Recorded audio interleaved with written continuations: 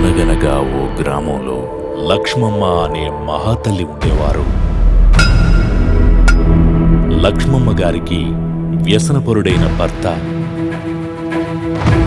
5 పిల్లలు ఉండేవారు. చుట్టూ ఆర్థిక సమస్యలు ఉండేవి. ఆమె వాటన్నింటితో పోరాడి గెలిచింది. ఆ ఊరిలో తన ఉనికిని నిలుపుకుంది.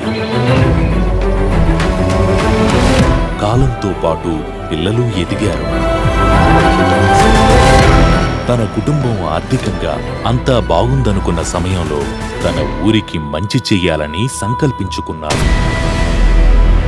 కొంతమంది స్వార్థపరులు బంధుత్వం ముసుగులో ఆమె చుట్టూ చేరారు. అనుకోకుండా ఒకరోజు లక్ష్మమ్మ గారు చనిపోయారు. ఇప్పుడు ఆ సంకల్పాన్ని నెరవేర్చేదెవరు? ఎన్టీ రామారావు రాజకీయ ఆరంగేటం చేయనున్నట్టు ప్రకటించారు. ఆడు కట్టమొత్తే కూసినట్టోడు కాదు, కసిగా ఎదురెళ్ళేటోడు.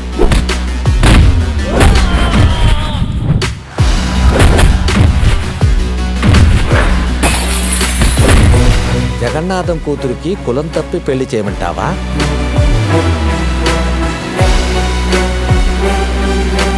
నా పెళ్ళం నా ఇష్టం. ఈ కాలంలో అందరితో కలిసి ఉండడం చాలా అదృష్టం. ఊర్లో నాకున్న పవర్ని మొత్తం లాక్కున్నారు. వాడు మరిచిపోలేని దెబ్బ కొట్టాలి.